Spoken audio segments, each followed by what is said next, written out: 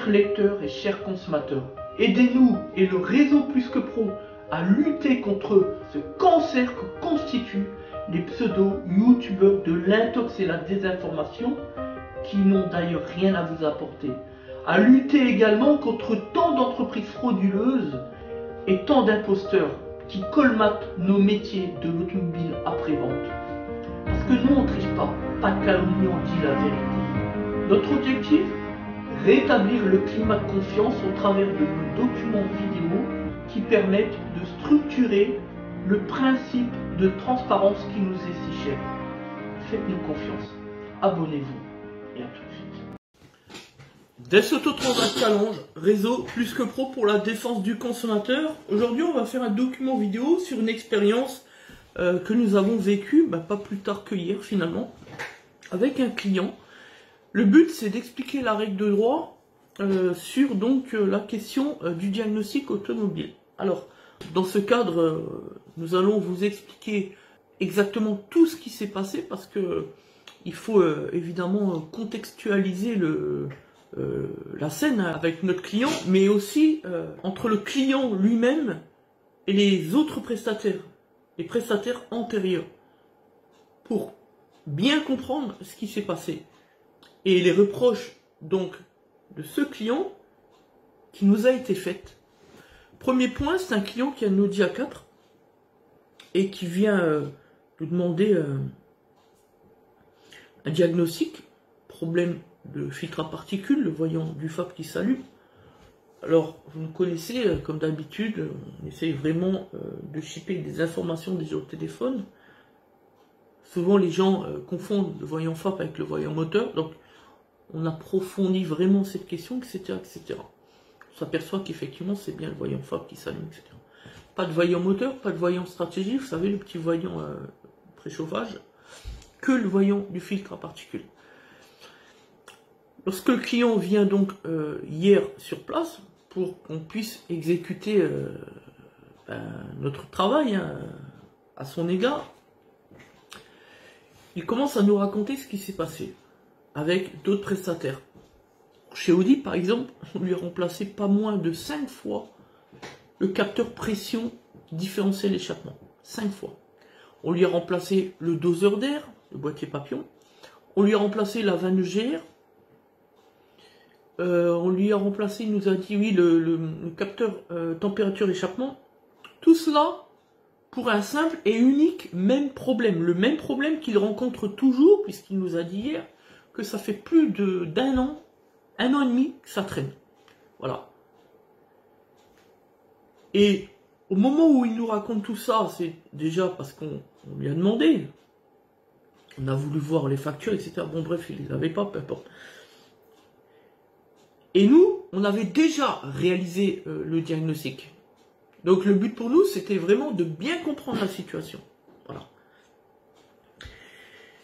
Et une fois qu'on a compris ce qui s'était passé, suite au dire du client, qu'on lui avait posé le diagnostic, parce que c'est en faisant parler le client qu'on arrive à aller encore plus loin dans le diagnostic. Nous, on le sait par expérience, les bricoleurs, eux, ne le savent pas. Encore moins les champions du monde qui s'appellent les concessionnaires, qui n'ont qu'un seul intérêt, surfacturer le client. C'est d'ailleurs ce qui s'est passé, parce que fallait quand même oser remplacer 5 fois de suite le capteur pression différentiel échappement. Vous savez, c'est le petit capteur qui gère la fonction du filtre à particules. Je veux bien qu'il soit défaillant une fois, mais enfin bon, il aurait été défaillant 4 fois. Du bricolage. D'ailleurs, c'est ce qu'on expliquait au client quand on lui a posé la question: depuis combien de temps vous roulez avant de venir sur le trajet? Vous avez roulé depuis combien de temps? Il me dit à peu près une vingtaine de minutes. Ça nous a permis, à l'appui des éléments, des mesures paramètres, à l'aide de l'outil diagnostic, de comprendre pourquoi la température était à 280 degrés. En fait, en roulant 20 minutes, c'est une information pertinente qui nous permet de nous dire, ah ben, le calculateur a lancé une régée. Voilà. Pour aussi comprendre que l'information est cohérente avec ce qu'elle devrait être. L'information de température échappement. Voilà. Deuxième élément, on lui a dit, pourquoi on a fait des tests d'accélération, c'était pour comprendre aussi si la valeur était anarchique ou non concernant la pression différentielle d'échappement. Voilà. Ce qui est cohérent avec notre action, puisque justement, antérieurement, chez Audi, on avait remplacé pas moins de 5 fois le capteur pression différentielle d'échappement. Peut-être que s'ils avaient fait ce qu'on avait fait, franchement, on n'en serait pas là. D'ailleurs, nous, jamais on aurait changé 5 fois le capteur pression différentielle. On sait que des fois, il y a des problèmes de faisceau entre le calculateur et le capteur pression différentielle d'échappement. C'est des choses qui arrivent, des fils de coupé. Des mauvaises interactions avec une masse, etc. Donc, une fois le constat des lectures défauts, on continue dans notre diagnostic. On s'est rendu compte qu'il n'y a pas de problème de GR. Pourquoi ils ont changé le GR? Pareil pour le doseur d'air, pourquoi ils l'ont changé? Alors vous allez me dire, bah oui, si c'est changé, maintenant il n'y a plus de problème. Ce que je voulais dire par là, c'est que quand on a un problème avec le voyant filtre à particules sur le véhicule, c'est pas un problème de vanne de GR. Là, on est totalement sur une autre famille de panne. C'est pas non plus un problème de doseur. Donc là, on est sur l'anarchie totale. On fait tout et n'importe quoi. On change des pièces juste parce qu'on n'a pas compris la panne, parce qu'on n'a pas trouvé. C'est juste un scandale. Pourquoi je vous raconte tout cela? C'est pour vous dire que le client, finalement, avant d'arriver chez nous, pendant un an de panne, il a dépensé plus de 1300 euros. 1300 euros. Non, parce que chez Audi, au lieu de se dire, ah ben on l'a changé une fois, après on fait une garantie, à chaque fois, il nous a payé le client. D'ailleurs, le client nous a dit, la dernière fois, ils ont fait une régée plus le capteur, ça lui a coûté 500 euros. Et cet élément, il est extrêmement intéressant pour la suite de cette histoire. Parce que vous allez voir le comportement du client au moment où on l'a facturé un simple diagnostic de 39,60 euros. Excusez du peu. Vous allez voir ce qu'il nous a dit. Donc, c'est intéressant de savoir que à ce moment-là, le client nous dit, ils ont fait une régée forcée et donc le remplacement une énième fois du capteur pression différentielle d'échappement.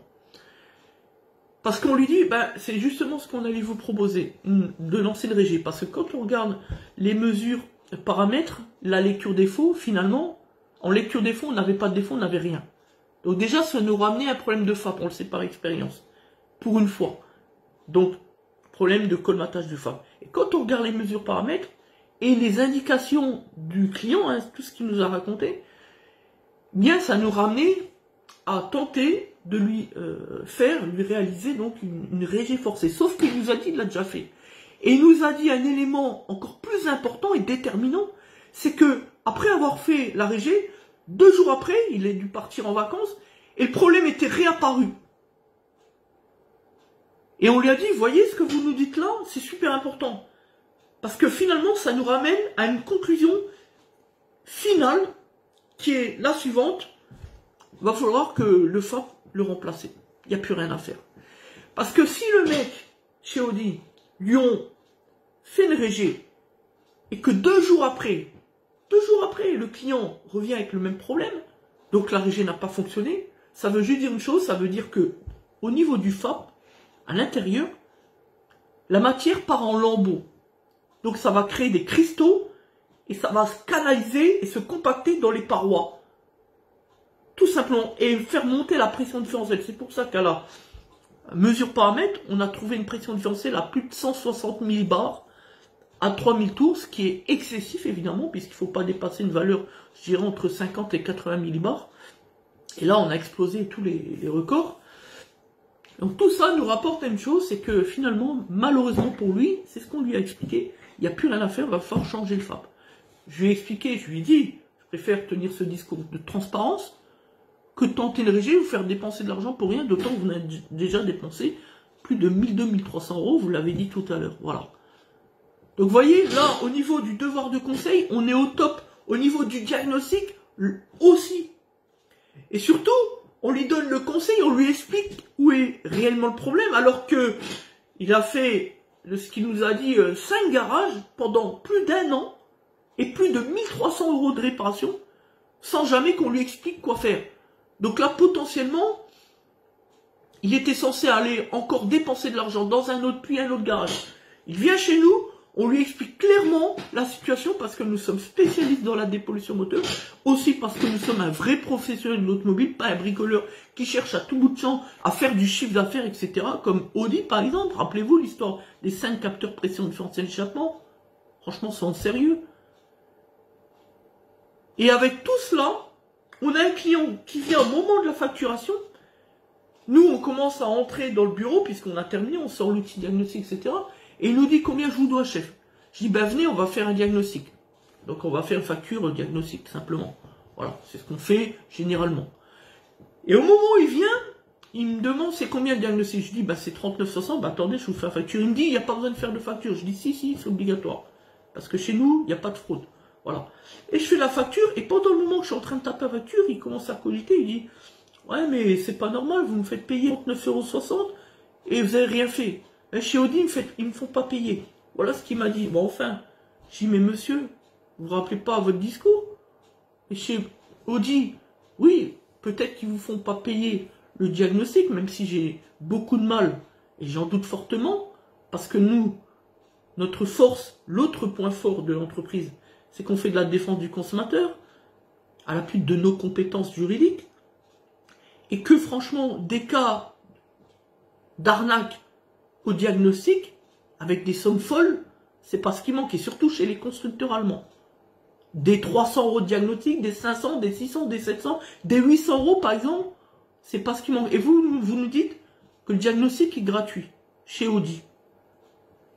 Et là, je persiste dans mon propos en lui disant, mais enfin, peut-être qu'il est gratuit, mais rappelez-vous, ils vous ont quand même volé au capteur pression différentielle, où ils ont fait payer 5 capteurs, plus une régie, pour quasiment près de 1000 € quand même. 800 €. Nous, on ne vous l'aurait jamais fait ça.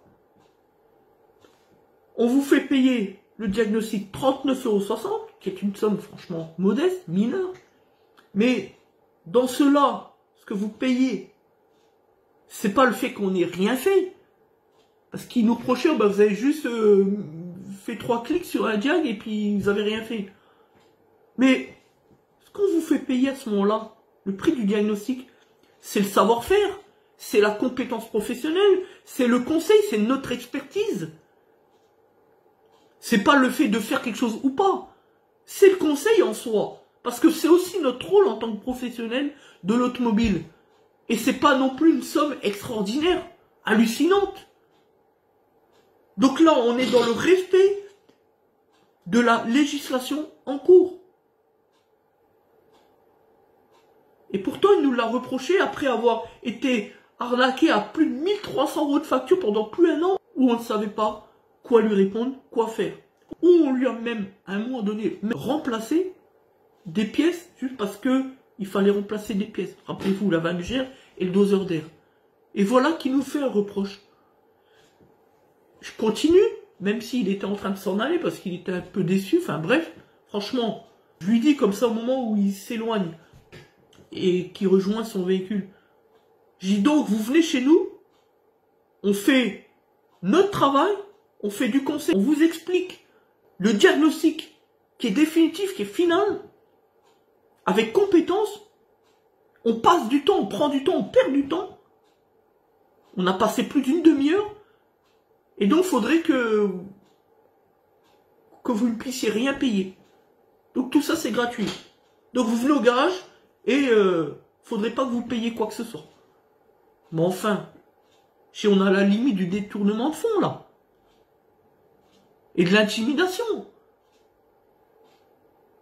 Quand vous allez chez l'avocat, il fait rien non plus. Pendant 1 heure, il va faire du conseil. 200 € hors taxe. Vous dites rien. Vous dites la même chose. Vous allez chez le médecin. Dans bien des cas, il fait rien. 23 €. Voilà la vérité. Donc il faut bien comprendre, le client ne nous a pas répondu, il est reparti. Donc il faut bien comprendre une chose, c'est que il faut dissocier le principe du diagnostic de celui de la recherche de panne. Le diagnostic, à partir du moment où les éléments sont affichés dans le cadre du devoir d'obligation devant l'enseigne, devant la porte, à partir du moment où on va prendre en charge un véhicule réaliser ce diagnostic, le client ne peut pas le remettre en cause. Sauf à démontrer une seule chose, c'est qu'on ne l'a pas fait, effectivement. Mais nous, on l'a fait, on a fait le travail. On a même passé beaucoup de temps à bien lui expliquer. On lui a même expliqué pourquoi il s'était fait avoir dans les 5 derniers garages qu'il a consultés. La recherche de panne, ça obéit à un autre principe, le principe de sécurité et d'obligation de résultat. Dans ce cadre, lorsque on contraint le client, on lui explique la procédure de recherche de panne, derrière, il faut qu'il y ait un résultat, effectivement. Mais cela n'est pas applicable au diagnostic. Le diagnostic initial en tant que tel, c'est deux choses différentes. Parce que si on dit à un client, bon, on a établi le diagnostic, maintenant il faut aller plus loin, il faut donc réaliser une recherche de panne, etc. sur tel ou tel élément. Donc là, il va falloir déjà appliquer le principe du barème constructeur sur chaque recherche. Ah oui, pour détailler, pour pas vendre 8 heures de main d'œuvre alors qu'on aura passé 20 minutes, ou alors qu'on n'aura rien fait juste pour duper son client. Donc là, il faut respecter le barème constructeur, etc. Et à ce moment-là, effectivement, derrière, il faut qu'il y ait un résultat. Il faut que la panne a été résolue. Sinon, idem, on ne peut pas facturer l'ensemble des éléments liés à la recherche de panne. Mais le diagnostic, si, on pourra. Voilà. Donc ça, il faut bien comprendre ce genre de choses. C'est un cas de jurisprudence, évidemment. Donc, ce sont des situations qui se sont déjà déroulées, qui ont été plaidées devant les tribunaux, jusqu'en cours de cassation d'ailleurs. Dans certains cas même en Conseil d'État. Pour tout ce qui est du domaine public. Voilà. Donc c'est vrai qu'à la fin de l'intervention, on était un petit peu outré quand même. On était un petit peu fâché. Parce que là, on a quand même un client à qui on s'est battu pour lui expliquer, pour lui trouver la solution. Ça lui a coûté même pas 40 €. Et voilà qu'ils nous en fait le reproche. Alors qu'il a dépensé plus de 1300 € pour rien du tout. Pour rien du tout. Évidemment, on vous l'a dit à l'instant, il ne nous répondait pas et il a rejoint son véhicule et il est parti. Point barre. Il faut bien comprendre aujourd'hui que nous, garagistes, il faut aussi nous respecter. Nous, on est là pour défendre le consommateur, mais enfin, quand ce genre de choses arrive, il faut quand même pas venir dire que on est de mauvaise foi, que on a lésé le client juste parce qu'on a récupéré notre dû. Quand on travaille, tout travail mérite salaire. Eh bien, on a droit à une rémunération, sur facture d'ailleurs. Voilà la vérité. Donc ça peut arriver, c'est rare, mais ça arrive effectivement. De temps en temps, on a un client de mauvaise foi qui chipote. Peut-être, et certainement que celui-ci, on en avait un petit peu marre d'avoir déjà payé plus de 1300 €. Mais enfin, c'est pas une raison pour essayer de faire chanter le dernier garage, qui est pourtant celui qui va lui apporter la solution, qui va bien le considérer, le respecter, qui va lui expliquer les choses comme on l'a fait. Voilà la vérité. Donc merci de nous avoir suivis. C'était donc Dex Autotransact Talange, réseau plus que pro pour la défense du consommateur. Si vous avez besoin d'un conseil en droit automobile, évidemment, on est là. Vous nous passez un coup de fil ou un mail et on peut vous répondre. On préfère évidemment le coup de fil, le téléphone. Merci et à bientôt. Merci de votre confiance.